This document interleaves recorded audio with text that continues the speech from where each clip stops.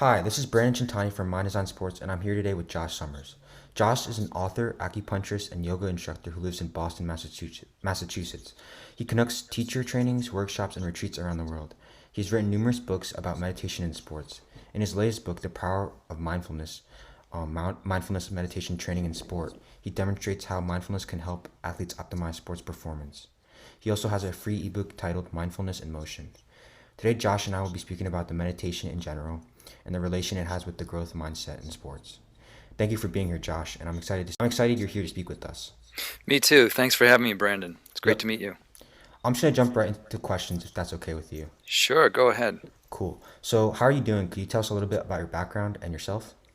Sure, I'm doing pretty well given the state of the world we're all dealing with right now. Um, you covered a little bit of my background. I've primarily been, since I got out of college 25 plus years ago, I've primarily been involved in exploring yoga and meditation as paths for personal transformation. And that got me into exploring acupuncture about 20 years ago, and I've had a little bit of an unusual career in that I never set out to have a specific job. It just that work is sort of formed around these interests, and I figured out a way to put them together and support myself. But it's been kind of a strange and meandering road along the way. Got it. And I know you have your own school where you teach Yin Yoga, and you have some videos online and YouTube about it. Would you Mhm. mind telling the audience what that is exactly and how it differs from other types of yoga and meditation? Sure. Well, the Yin Yoga is a practice that is like other forms of yoga that people, your listeners, might be familiar with, where you move the body through postures. The difference with Yin Yoga is that rather than moving quickly or holding the poses for maybe 5 breaths, in Yin Yoga, you'll bring yourself into a pose and relax into the pose and stay more or less still in the pose for several minutes, anywhere from say 4 minutes up to maybe sometimes 6 or even 10 minutes, depending on the posture. And the idea is that it's meant to be a complementary form of exercise. And I know it won't sound like exercise to your audience, but it is an exercise for a specific layer of tissue known as connective tissue or fascia. And this is the cotton candy like, not cotton candy, but sort of a gauze like webbing of the body that holds everything together. So if you dissect or cut open an orange, you see that white pith around the wedges of orange that Mm-hmm. you eat. It's that white pith that's the sort of the like the fascia of the orange that holds and binds everything together. And so in Yin Yoga, we come into a pose, and when you stay in a pose for a while and relax the muscles, then this layer of tissue gets to be targeted a little bit more. And there's been some studies that show that when people hold poses for a while, it decreases inflammation in the tissue and also helps hydrate the tissues more. So this is how I actually got into Yin Yoga, because of my interest in meditation, in that I had started going on longer 7 or 10 day silent meditation retreats in the early 2000s. And when I started meditating, sitting in a cross-legged position on the floor on a cushion, or kneeling on the floor on a cushion, I found the sitting incredibly painful after 10 minutes, or 15 or 20 minutes. My foot would go to sleep, or my back would start to hurt. And that didn't really seem like a great thing to have happen while I'm trying to meditate and find inner peace, just to be sort of confronted by lots and lots of pain. So, like any good student, I got online and started looking for ways to sit in meditation more comfortably.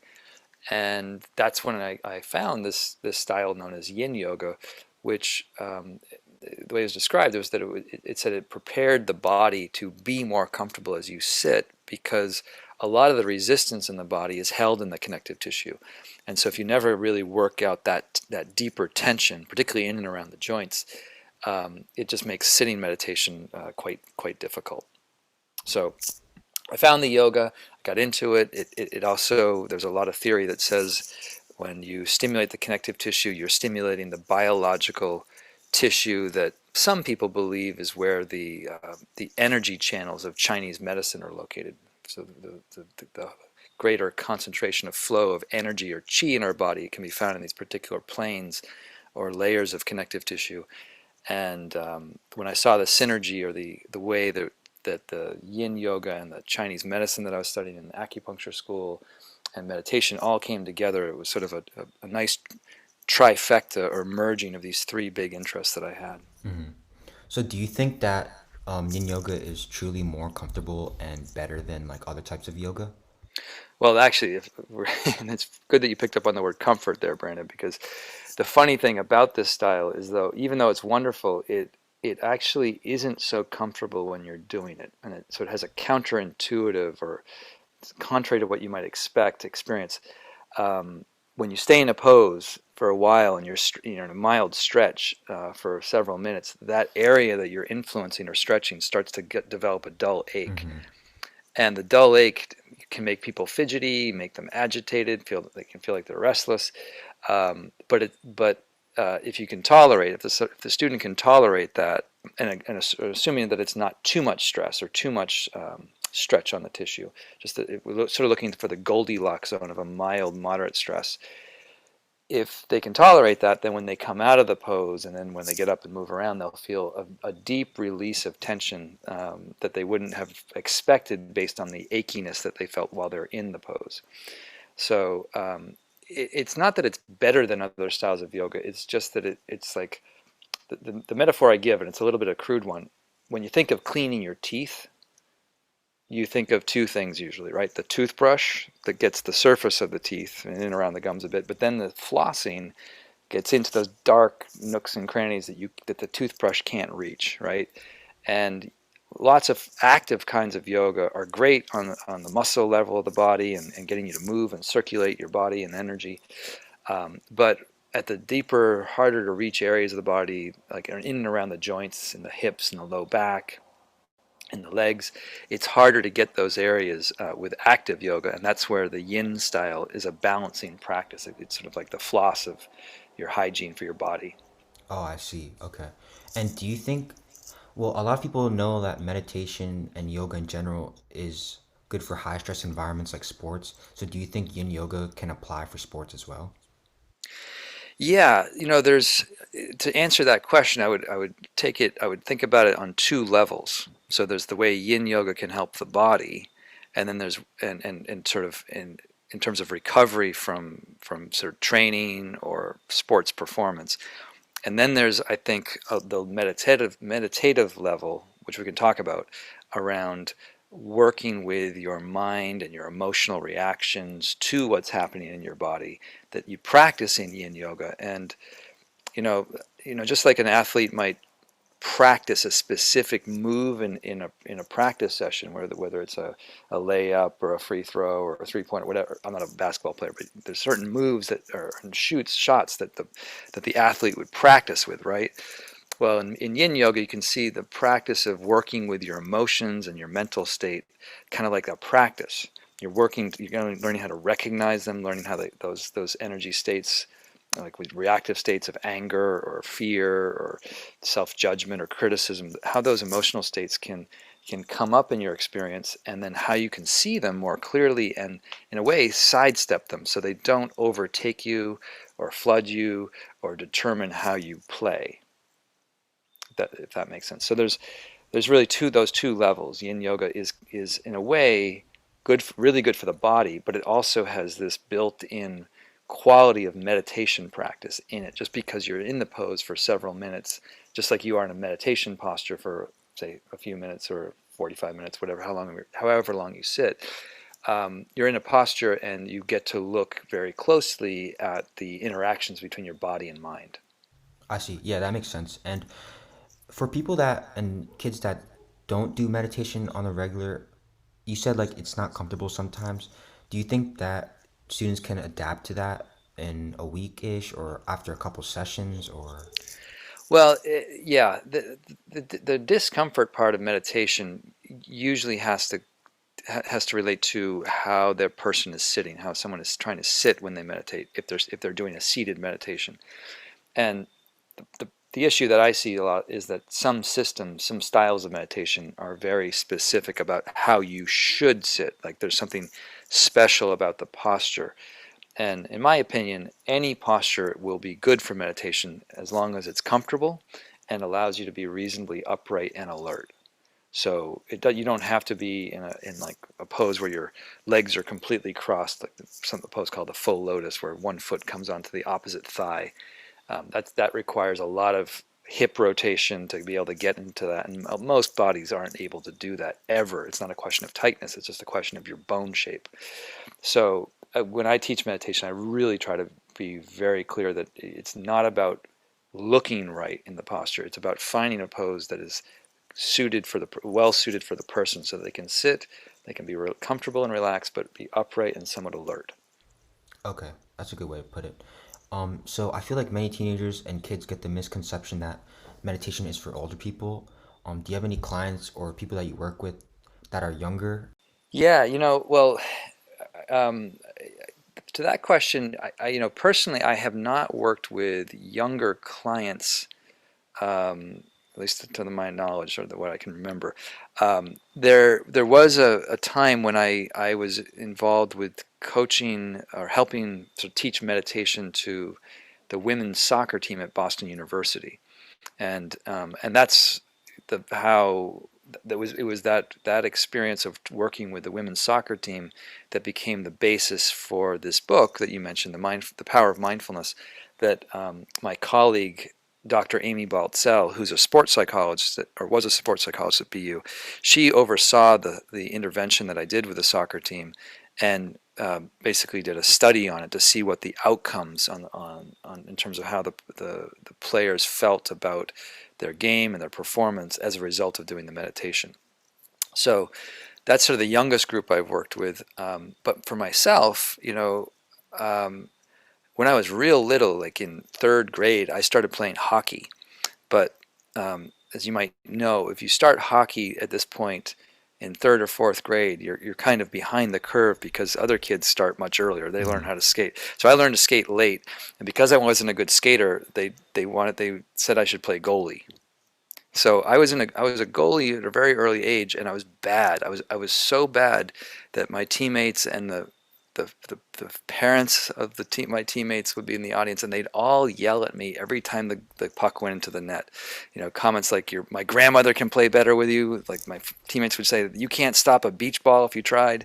And I was just this little kid, Mm-hmm. um, trying to learn the game, but getting like a lot of psychological abuse in a way.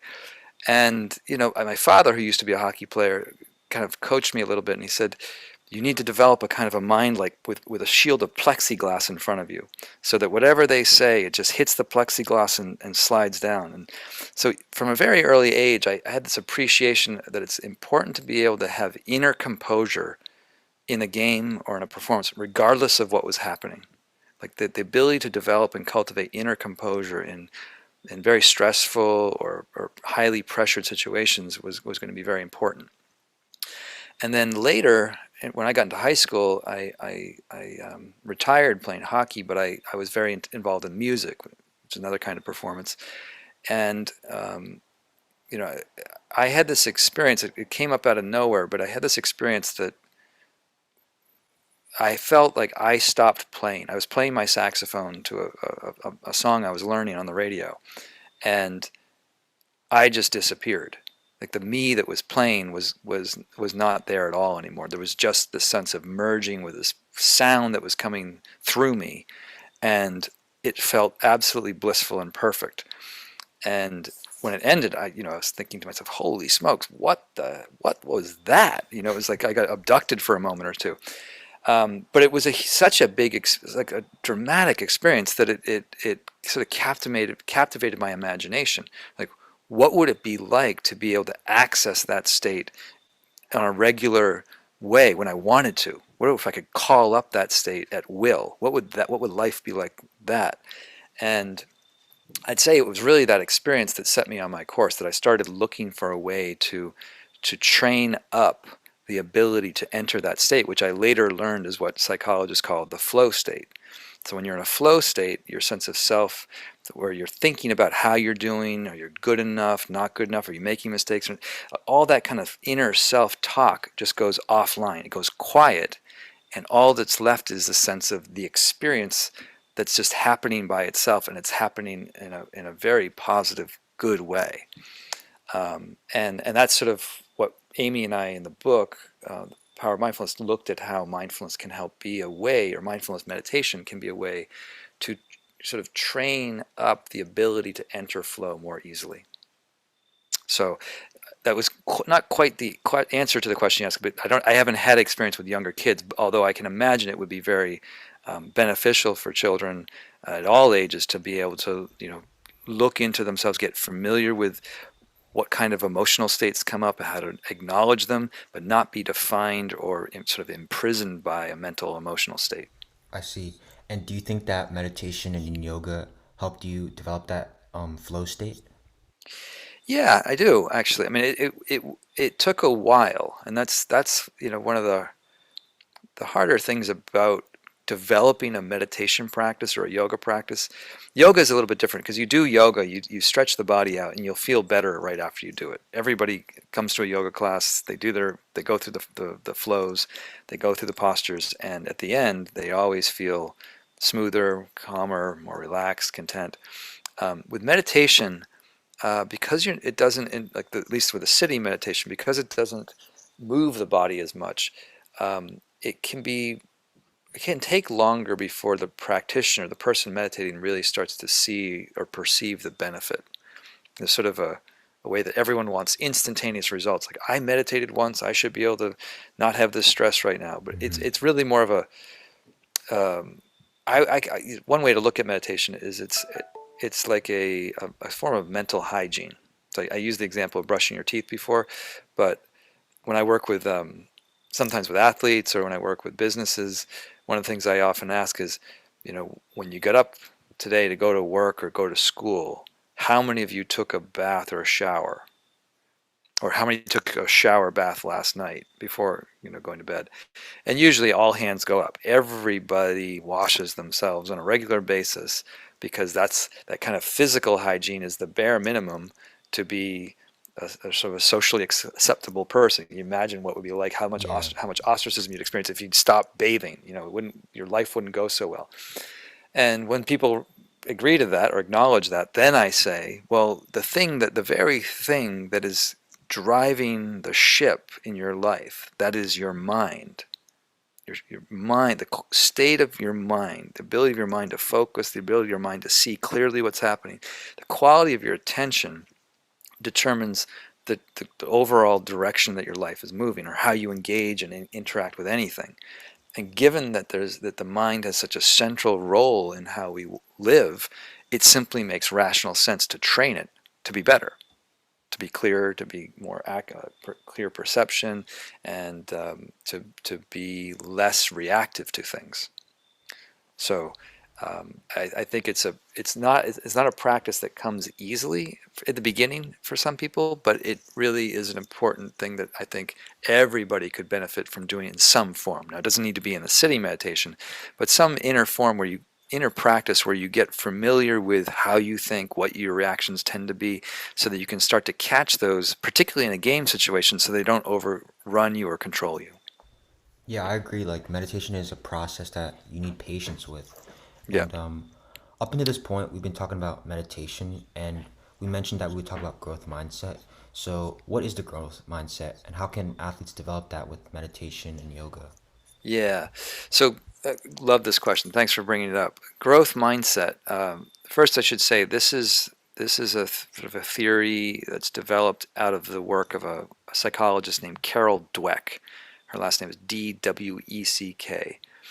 And anybody listening should check out her work. She's really a fascinating woman. Um, but she, in her research, differentiates between two basic mindsets that people can have. And you could define a mindset as sort of an orientation to the world. Like, how do you orient yourself? How do you see yourself as being capable? And um, she contrasts a growth mindset, which I'll define in a second. She contrasts the growth mindset to a fixed mindset. And a fixed mindset is the mindset I think most people, at least I had this when I grew up. It was a fixed mindset where I thought of my talents as being innate to me, meaning like I was either good at math or I wasn't good at math. That's a fixed mindset. I'm good at music or I'm not good at music. I'm an athlete, I'm not athletic. So when you define yourself in a fixed way, you're good or you're not good, that's what she means by a fixed mindset. And then she found that she could actually sort of trigger people to get outside of the fixed mindset where they're defined by an idea about who they are, and she could trigger them to be in more of a growth mindset. And in the growth mindset, the person isn't defined by what they think there are.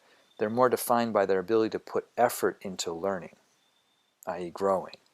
So where this comes up is, let's say, give a very common example. Let's say an athlete, a tennis player, uh, plays a game and they lose.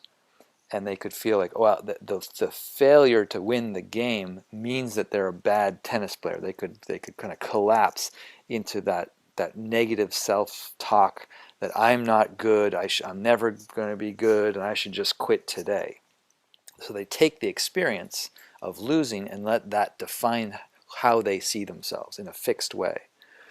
But if an athlete were to have a growth mindset, the growth mindset athlete would experience the loss not as a final statement about who they are. They would take the loss as an opportunity to learn about what they were doing that was causing them to lose. Like, where in the game am I actually making mistakes? Where can I make some improvement? So they don't get all defensive about it. They don't get embarrassed about it. They don't feel shame. They just know they can put more effort into learning about how they made that mistake and then get better. And that, I think, is if the sooner that anybody, not just an athlete, but the sooner that anybody in their life can realize that growth mindset is available to everybody, and it's trainable. You can learn and develop a way to prime yourself to be more in a growth mindset. So when something bad happens, or when you make a mistake, or you fail at something, which happens to everybody in life, everybody's going to make mistakes. You can't get through life without making mistakes. But if every time you make a mistake, you remember, oh, there's a learning opportunity here. I don't have to be defined by the mistake. I can actually use the mistake to be a way to I can learn to become better. And the connection I made around meditation, to come back to the meditation piece, is that the reason why I think mistakes feel so bad or so difficult is what I just said. Sorry, they because mistakes feel so bad, they flood the body with difficult emotion. Like you feel it in your gut, or you feel it in your heart pounding, or something like that. You feel it viscerally in your body when you make a mistake. That feels so bad, and that leads you to like can really tilt you to feeling like you shouldn't do it anymore, or you're not very good at it. You should just give Mm-hmm. up. So the connection with meditation is that meditation, in a way, will train your ability to tolerate difficult sensations. Similar to what I was saying in Yin Yoga. When you learn to tolerate that ache in your body, to not run away from it, to not try to ignore it, but to actually stay present to it and not be defined by it, that's a training of becoming okay with discomfort.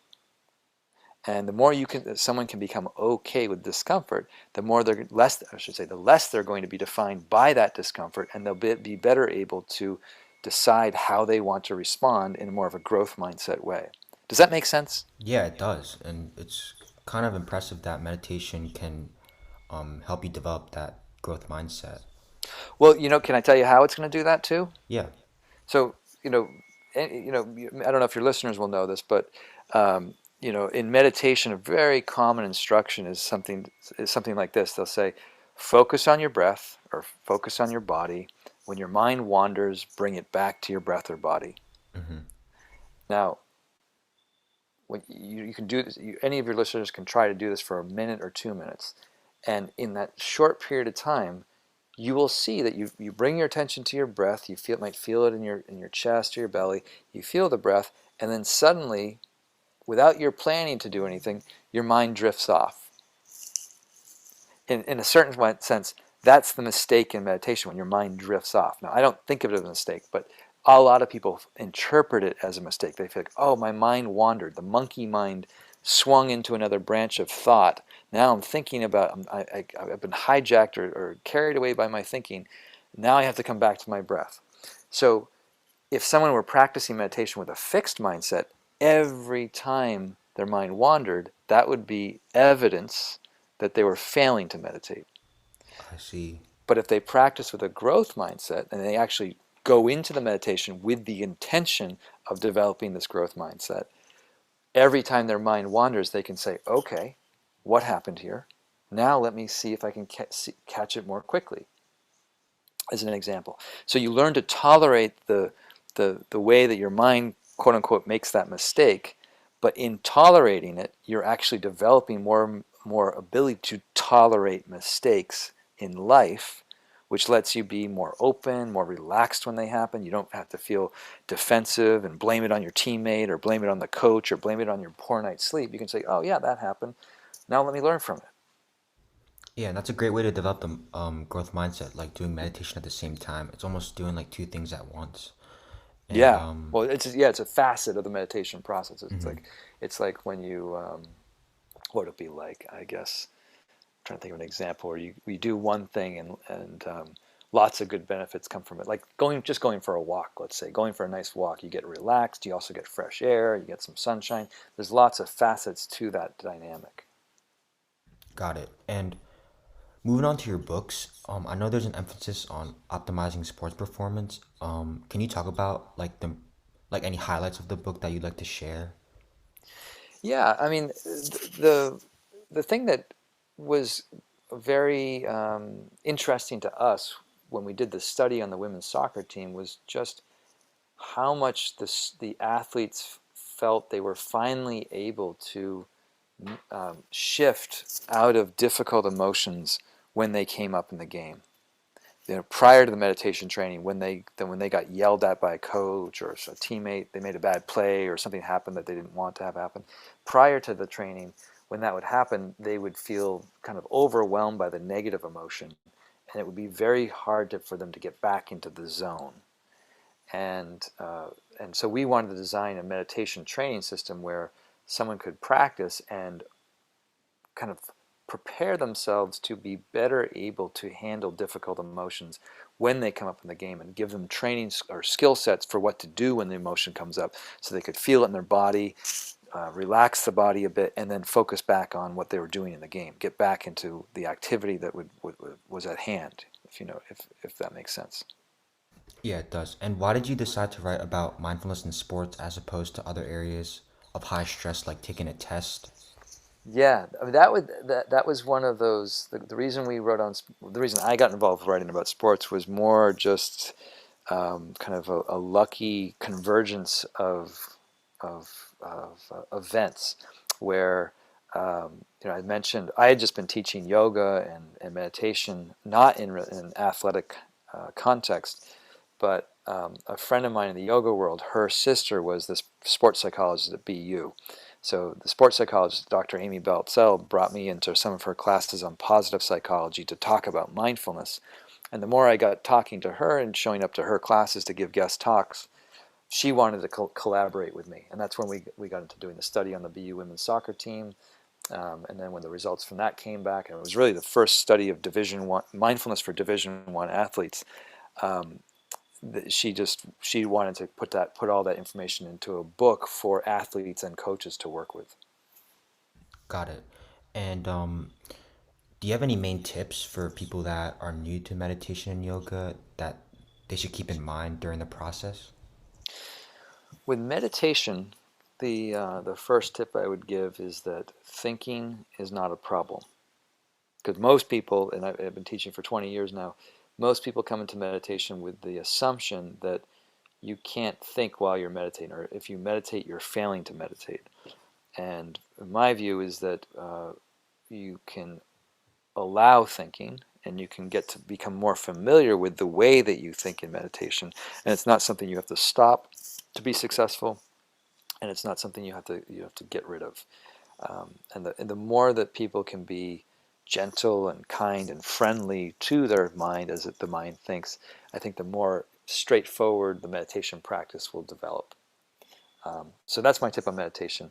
And then my tip about yoga would be that a lot of times people think yoga is about like stretching the body and putting the body into a pretzel.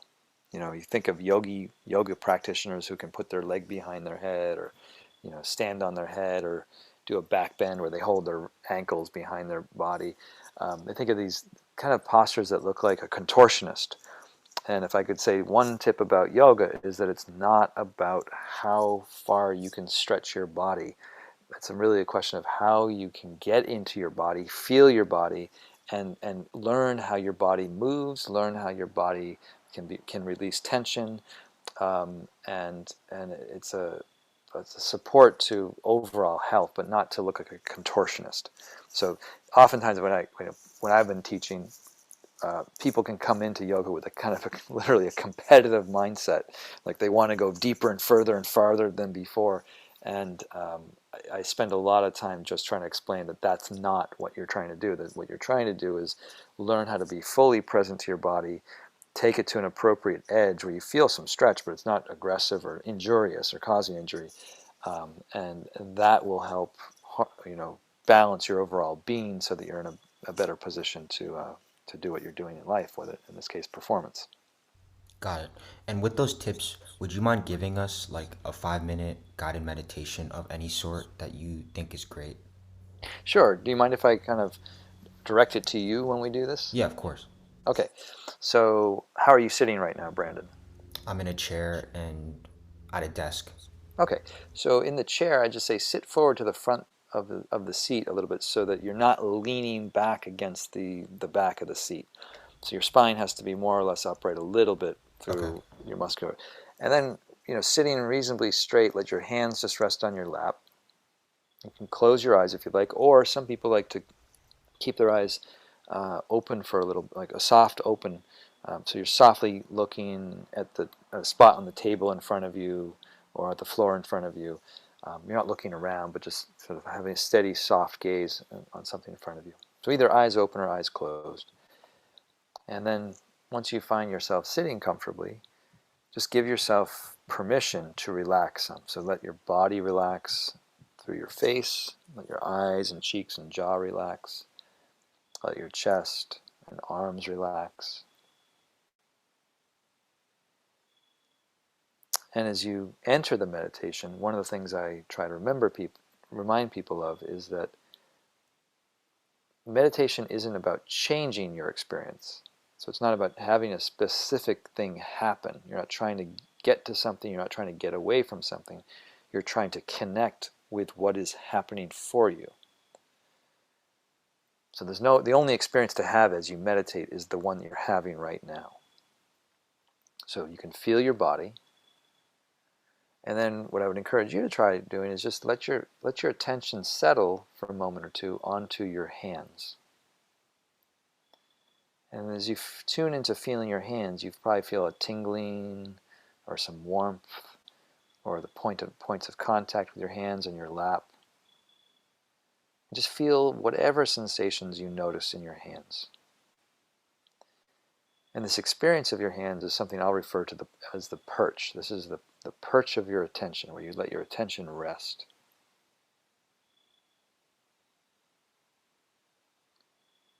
And then as you let your attention rest on the hands, you'll probably notice there's sounds in your environment. You'll probably feel other sensations in your body. And you'll probably notice that your mind thinks. And for some people, the experience of watching their mind think on its own can be uncomfortable. It can feel uncomfortable because oftentimes we have a sense that when we think, we're thinking, we are the ones that are thinking. But when you start to meditate, when you relax into your body and feel your hands as I'm suggesting, and you more or less intend to keep your attention with your hands, like focus your attention on the hands, you'll find that the mind just starts thinking on its own. It's like a radio station that turns on, or a playlist that turns on its own. And that can be a little weird at first. Like, wait a minute, how did that happen? How did my mind start thinking? But this is a very, very important first insight, to realize that a lot of times our thinking is is generated by itself, meaning the brain spits out thought just like your heart might pump blood, but it's not necessarily happening because you intend it to happen. And that's okay. We want to see that. So just as you sit with me, Brandon, just let your attention rest on your hands. Relax through your body. And try to stay with your sensation in your hands, but when you notice yourself thinking, I want you to tag, I want you to make a silent mental note of just repeating the word thinking, thinking. So when you notice yourself thinking, you'll just label it. Oh, thinking, thinking. It's a soft, silent label. And after you've labeled the thinking, let your attention come back to the experience of your hands. So you turn your attention back to the felt sensation of your palms.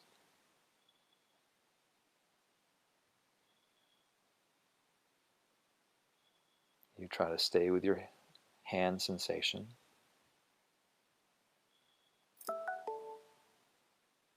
And as and when you notice yourself thinking again, just label thinking, thinking. It's like you catch the thought on the end of your fishing rod and you just label it. Oh, that's thinking. I know that. Thinking, thinking. Like, I know that kind of fish. Thinking, thinking. Catch and release the thoughts and let your attention come back to your hands.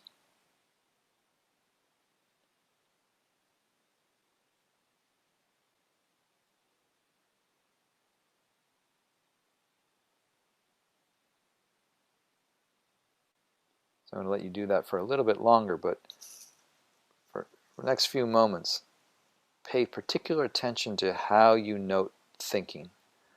And become interested if there's any judgment about the fact that you're thinking, any sort of self-criticism when you notice the thinking.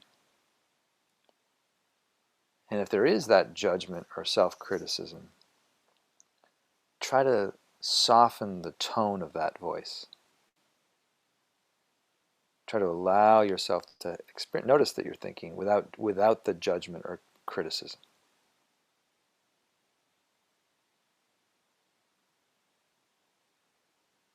So that's the basic form of the meditation, is to focus on something. Notice when your mind moves off what you're focusing on, to recognize that, and then to gently bring your attention back to your hands or to your breath. So I'm going to stop now, but how did that go for you, Brandon? It was good. I actually do really feel relaxed, and like my shoulders and my mouth is like feels less tense. Oh, great. Yeah, it Did was you good. did you notice your mind wander and start thinking? I was just acknowledging that my whole body was feeling less tense. That was Oh, the only good. thing I was thinking about. So that's that your mind. Okay, so that's good. So in that case, what happened was it sounds like your mind got absorbed in the relaxation, and that's great. If that happens, just go into it. Just let yourself sort of. It's like a bath of relaxation that you can create yourself. Got it. So, for these younger athletes that are busy and always at practice and sports, where do you think, like, what day and is it at night, do you think they could implement yoga and meditation, or is it right when you wake up? You know, that's a great question, and people ask that for all ages. What's the best time of day? How many times a day, or how many times a week should we do it, and how frequently, and all that. And you know, I don't know if you know this about physical training, but there's often a debate about what's the best exercise someone should do. Is it a squat? Is it a deadlift? Is it a pull up? Is it a bench press? What's the best exercise to do? And a lot of people answer that question by saying the best exercise to do is the one you're going to do regularly. Whatever you do, as long as you do it, that's good. So with meditation and yoga, I really suggest that people try things in the morning, see how that makes them feel during the day. Try things in the evening, see how that makes them feel. Everybody's going to be a little bit different in how they respond to these practices. And I just encourage, just like, as the example I gave before, some people like to take their shower in the evening, some like to shower in the first thing in the morning. Different strokes for different folks. And the idea is that the student would want to sort of customize the practice for themselves. But in general, it's a good idea to pick kind of a specific time that you're going to commit to for a while, just to build the habit. So for me, that's always been the morning. I like to practice meditation in the morning, and in the evening, I like to do my yoga practice more to relax at the end of the day. So in the mornings when you feel really tired, have you ever found yourself almost going back to sleep when you try to meditate? Yes, in fact, sleepiness is like feeling tired and going to sleep is one of the very challenging energies that people that meditate discover and have to deal with. Um, and it's not a problem really. It's just that it's part of the training. Um, and and part of the reason I think that happens is that for the things that you just mentioned after when you meditate, you remember how you said you felt so relaxed in your shoulders and your arms and stuff. Hmm. Like it's when you relax, the only other context that we normally have of relaxing is when we go to sleep. So we've coupled the experience of relaxation with going to sleep, usually when we're in bed. But it's possible, and this is what the meditation starts to teach us, is that it's possible to be very relaxed and also very alert, very awake. But it's a practice to learn that. Just like practicing the violin is a practice to learn how to make nice, beautiful music with the violin rather than making scratchy, uh, horrible sounds with the violin. So in the course of learning the practice to meditate, many people, I don't know anybody that doesn't experience this, but many people will go through phases when they get very tired and sleepy and drowsy, almost like they've been drugged to go to sleep. And it's just a phase of the training territory. Everybody will go through it. So if that happens in the morning, you might you know, splash some cold water in your face first before you meditate, or you might have a cup of tea to give you a little caffeine hit to wake you up a little bit, which is common in some of the Buddhist monasteries that I practice in. The monks will have a cup of coffee or some tea, green tea, to keep them alert. But it's okay to get up in the morning and you know have your breakfast, take a shower, go for a run or something, and then come back once you're a little more energized, and then spend maybe 10-15 minutes with your meditation. I see. That's great advice. Do you have anything else you want to add on to?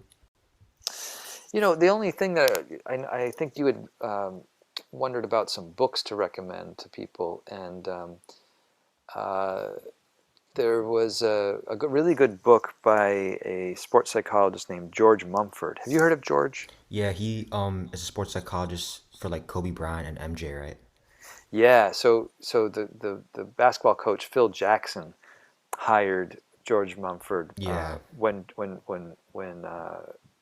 uh, what's his name? I just forgot his name. The coach, Phil Jackson. Oh, Phil. okay. So before Kobe, when Phil Jackson was with the Chicago Bulls and Michael Jordan's era, that's when George Mumford started working with him. So uh, he coached Michael Jordan, coached Kobe Bryant. I think he's now or has been involved with the Knicks. If Phil Jackson's still there, I don't even remember.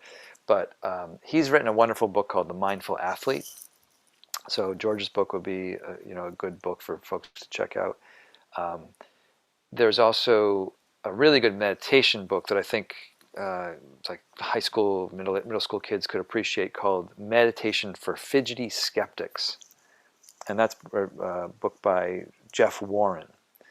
And that what I like about that is it has many different styles of meditation, different techniques of meditation that are really clearly explained, that can be very easily used and developed in someone's personal practice.